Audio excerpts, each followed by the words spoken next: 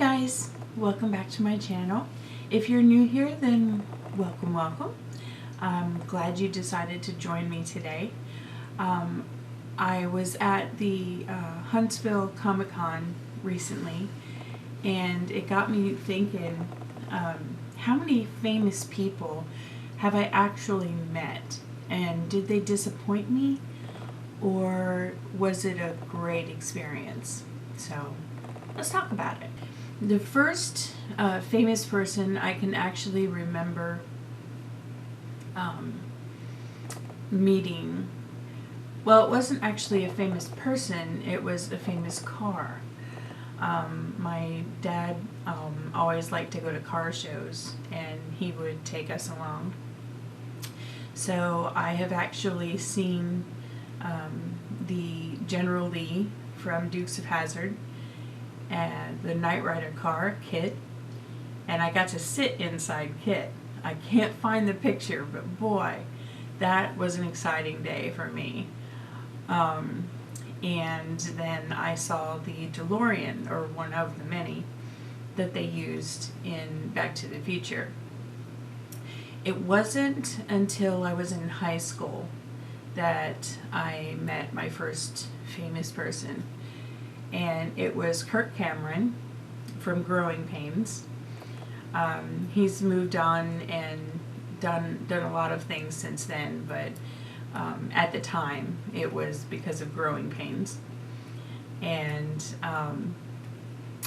he was nice. I asked him if I could give him a hug, and he said, "You might get arrested by these guys." And he was joking, of course, but we basically left it at that. And he signed an 8x10 for me, and that was it. The next person, George Strait, the country singer.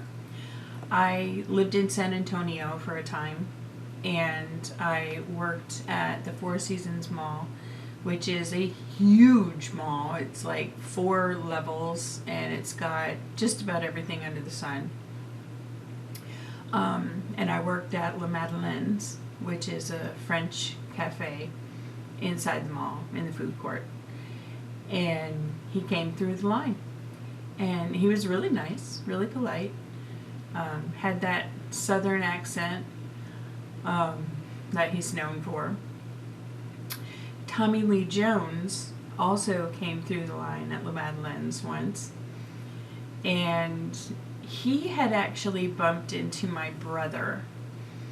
My brother was dating this lawyer, or somebody who lived in the really ritzy apartment building downtown, and my brother went in to get into the elevator, and Tommy Lee Jones was there.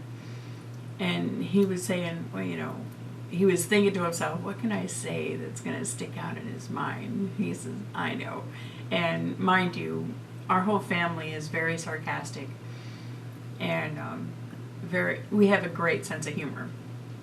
So he leaned over and he says, hey, I know you. And of course, Tommy Lee Jones is puffing himself up. Yeah, okay, another fan. He says, you were in that movie with Will Smith about the aliens, weren't you? And he was like, yeah, that was me. And that was the end of the conversation. But when he came through the line at La Madeleine's, he was kind of arrogant. And I've heard that about him. So, and I mean, I wasn't a huge fan of him. I know who he was, of course. But, was Jamie Farr from MASH. I grew up watching MASH. And he was funny. He was down to earth. He was polite. I asked him if he saved any of his costumes, and he did. I can't remember which one, but he saved a costume, and he said that the shoes killed him, the high heels, They were like size 12 or something, and but he was really nice. He was just an honestly nice guy that you'd just love to have a cup of coffee with and chat for a while. So I loved meeting him, and he signed my DVD case. I had two choices for him. One where he was dressed up in one of his ladies' outfit, and another where it was just the whole cast. It was one of those famous pictures where the whole cast was there. And he decided to, I gave him a choice because I couldn't afford both signatures. But he decided to sign the one with the whole cast because it was more iconic, he said. And at the same convention, I met Christopher Lloyd from the Back to the Future series and Clue and numerous Taxi. He's just amazing. He's so sweet. And I remember I told him there was this one thing in Taxi where he was going on and on about, well, why can't they call this something, and why can't you call that something? He says, I can understand an orange, it's orange. And grapes, okay, they're grape colored. But he says, will somebody please explain gooseberries to me? And so I took him the little readout on my phone what a gooseberry was. And he laughed because I mean, it was in the 70s when this show was on, but it's still kind of a running joke in our family we'll say, well, somebody please explain gooseberries to me.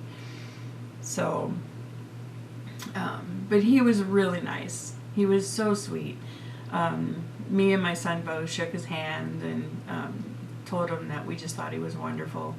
And he ended up signing my Clue DVD because, you know, Back to the Future is extremely well known, but Clue had a lot of good actors in it, and I love the movie. I can recite that movie from memory. I love it so much.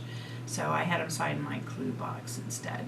Next one is probably my favorite. I had a fangirl moment. I was like, oh, I was all beside myself.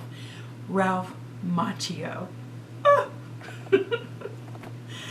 Oh my gosh. He was my teen idol when I was younger.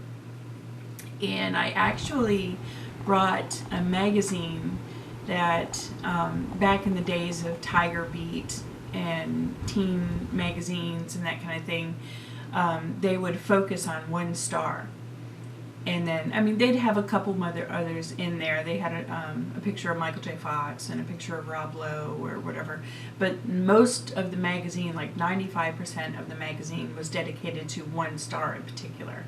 And I had the one that was dedicated to Ralph Macchio because I was a total fan. I saw the Karate Kid movie and that was it. I loved him to death. And he was so nice. I had started to cry. He's like, okay, I says, I'm going to give you a moment to calm down. And he was flipping through the magazine that I brought because he probably hadn't seen it in 20, 30 years. And he was flipping through it. And he signed the cover. And then he put wax on, wax off. And Rob Lowe was in the corner and he gave him like horns and a mustache. And I mean, what I loved the most is that he spent time. He wasn't rushed. It was not like, let me sign my name and you can move on. He actually spent time to talk. And that was just amazing. Billy Zabka, I didn't meet face to face, but I saw him. He was right next door, and a fan had brought a guitar in for him to sign or whatever. And so I got a picture of him playing this fan's guitar, and I could tell he's a nice guy too. I mean, even though he was a bad guy in the movie, he was really mean to Ralph, but outside he was a nice guy, and I appreciated that. Oh, another person that I didn't meet firsthand, but he was on the end, so I could pass him, and I did get a couple pictures of him. George Takai, from the first Star Wars, or not Star Wars, Star Trek. And he acted really nice to everybody. He was being really polite and friendly, and so that was really cool to see. Lindsay Wagner and Lee Majors, I met both of them on a separate Comic-Con.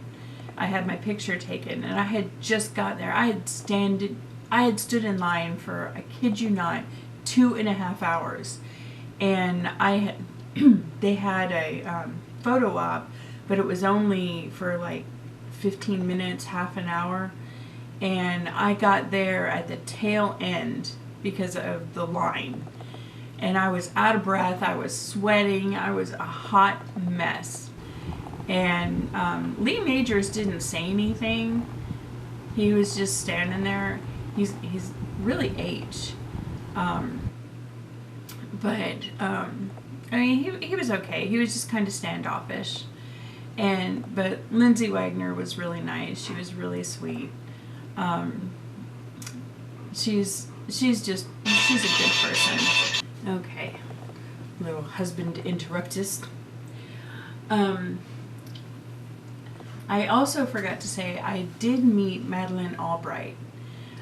She's not really a celebrity type. She's a diplomat.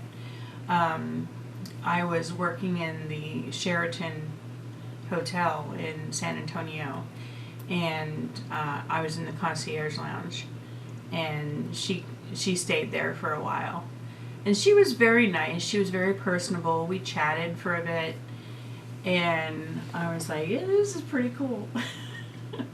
And I mean, I knew that that's who she was because it was on her on the printout. I had a printout of all the guests, and that was her name, and she would talk about just about anything. She was really cool, really down-to-earth lady, even though she was always dressed smartly and had her hair done. She reminded me of the Queen Elizabeth, you know, the way her hair was and how she dressed and everything. She had a slight British accent, but yeah, I met her too.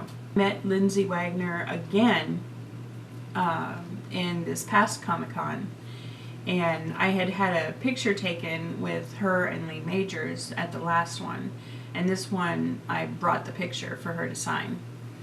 And she was nice. She was very polite, very personable, very sweet.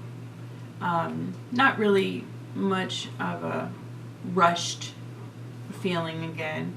And I love when the stars actually take time. I mean, it sucks if you're standing in line and they're taking their time with a whole bunch of people in front of you. That gets irritating, but you appreciate it when it's your turn, that they don't just rush through, and I appreciate that greatly. So the next one is actually another one of my favorites, like, and that was Brandon Routh. He played Superman in Superman Returns, and he is so sweet. Oh my gosh, he's mild-mannered, just like Clark Kent is, and I had him sign my DVD cover, and he put from one Kent to another, because Kent's my last name, and he was just so sweet. He took time, and we got a picture with a side hug. Oh. And of course, I was dressed in my Wonder Woman costume, so you know, he knew I was already crazy. But yeah, he was really nice. I so enjoyed meeting him. And because of time, I couldn't meet Dean Cain, who was beside of him, but I did see him, and from what I heard, he's the same way. He's down to earth, very nice guy, very polite. There was also, let me see, Holly from Tool Time, and not Tim, Richard, I think his name was the guy that played opposite Tim in Home Improvement. Both of them were pretty nice from what I could tell. I mean, they were beside Brandon Routh, and I was in line for Brandon Routh. Holly came in and she was standing in line for a bit, and then she had to go back to her booth. She reminds me of the preppy girl who knows that she looks good. She wasn't over personable, but of course I didn't talk to her. I was just going by what I saw. But overall, the stars that I've met so far are really nice. My son, anyways, now my son got to meet a few of his idols. He's a big gamer, and he loves Mario Brothers. So he got to meet the guy who voices Mario, and I took a couple pictures of him doing the yay and the whatever they're doing. And the one who voices Bowser, and the lady who voices Peach. And he had all three of those amiibos, and he took them in their case so they could sign that. And he was just thrilled. He got to meet all three of them. All three of them gave him the signatures. He was on cloud nine. And I did enter the costume contest. I did not win. I was so disappointed. But I decided, because it took so much time away from seeing people that I would like to meet and everything, it ended up being a waste of time for me. I was older and bigger than actually, Wonder Woman, and I have the Linda Carter version because my Gal Gadot version doesn't fit. And it was just, and I even told him it was handmade. It wasn't a store-bought costume at all, but I didn't get anything. But it did take out probably about 3 hours, because you have to stand in line to get prejudged, and then you stand in line to do the stage walk, and then you stand in line while everybody gets their award. Well, the winners get their awards. So it just took way too much time, and for me not to win anything, it kind of signals that it's just not for me anymore. I might wear my costume in the future, but I definitely won't worry about the costume contest. There's way too much competition, and it takes a lot of time out of your day. Now, if you're spending like the whole 3 days there, then you have time to do it. But usually when I go to a Comic-Con, I just go that one time, and so my time is limited. And if you go to see a popular actor, then you have to stand in line for about an hour or so. And it really eats into your time that way. And so that was it. I think that's everybody. Yep.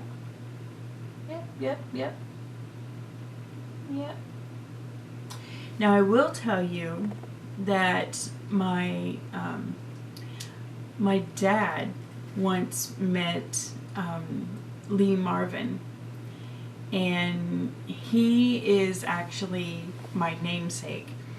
My first name is Shalene, and Lee Marvin played in Cat Ballou, the movie Cat Ballou, as Strawn, and then his twin brother Kid Shalene, who was a drunken gunslinger. So, put my name together and I'm a drunken gunslinger Superman. So, but he was in the airport and he recognized him, but he didn't say anything. And he actually came up, he says, "Hey friend, you got a cigarette?" And my dad's like, "Yeah, sure." He says, "You need a lighter?" He says, "Nah, I'm good, thanks." And walked off.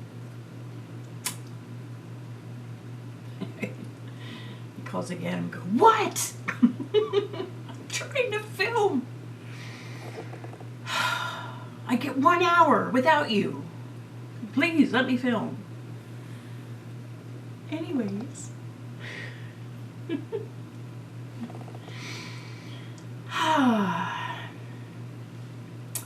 And that is my foray into celebritydom and celebritydom.